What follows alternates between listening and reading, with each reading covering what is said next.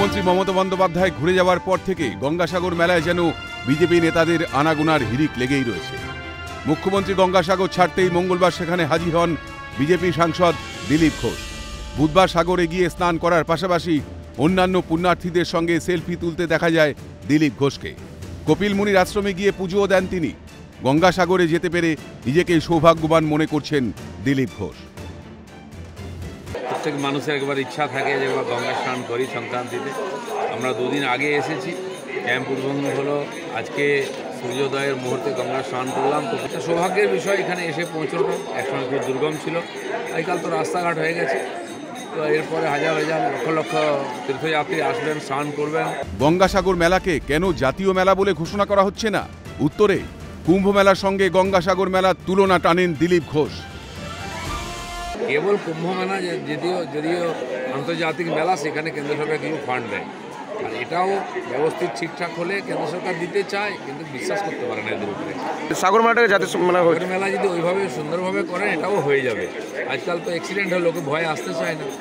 কুম্ভ মেলার যে ব্যবস্থা সেটা দেখে আসা উচিত, গিয়ে কী করে এত সুন্দর পরিপাটি ব্যবস্থা করা যায়। দিলীপ ঘোষের পর বুধবার গঙ্গাসাগর মেলায় যান বিজেপি রাজ্য সভাপতি সুকান্ত মজুমদার। সকাল 10টা নাগাদ নামখানা থেকে মুড়িগঙ্গা নদী পেরিয়ে বেনুবন হয়ে গঙ্গাসাগরে গিয়ে পৌঁছন তিনি। দলীয় কয়েকটি কর্মসূচি সেরে দুপুরে সমুদ্রে স্নান করে কপিল মুনির মন্দিরে পুজো দেন বিজেপি রাজ্য সভাপতি। মেলা নিয়ে একাধিক বিতর্ক উস্কে দেন সুকান্ত মজুমদার। কোথাও বাসে নেই, কোথাও লাগানো নেই, সরকারের রেট চার্জ কত কেউ জানে না। দর্শনার্থীরা আসছেন, কারো কাছে 50 টাকা, কারো কাছে 30 টাকা, যে যেরকম পারছে নিতে দিচ্ছে।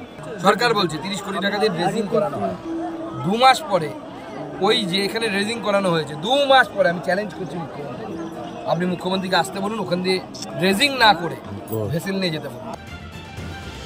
হঠাৎ করেই কেন গঙ্গাসাগর মেলায় এমন বিজেপি নেতৃত্বের হিড়িক? তবে কি আসন্ন লোকসভা নির্বাচনের কথা মাথায় রেখেই প্রচারের আলোয় আসার চেষ্টা? সাংবাদিকদের এই প্রশ্নের উত্তরে স্পষ্ট জবাব দেন বিজেপি রাজ্য সভাপতি।